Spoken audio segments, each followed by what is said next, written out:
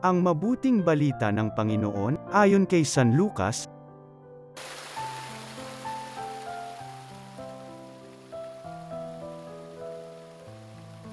Noong panahong iyon, samantalang dumaragsa ang mga tao, sinabi ni Jesus, napakasama ng lahing ito. Naghahanap sila ng palatandaan mula sa langit, subalit walang ipapakita sa kanila maliban sa palatandaang inilalarawan ng nangyari kay Jonas. Kung paanong naging isang palatandaan si Jonas sa mga taga-Ninive, gayon din naman, magiging isang palatandaan sa lahing ito ang anak ng tao.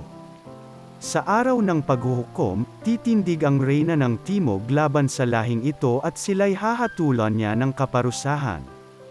Sapagkat nanggaling siya sa dulo ng daigdig upang pakinggan ang karunungan ni Solomon, ngunit higit na di hamak kay Solomon ang naririto.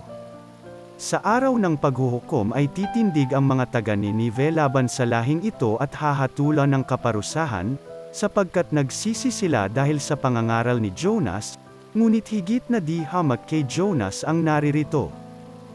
Ang mabuting balita ng Panginoon.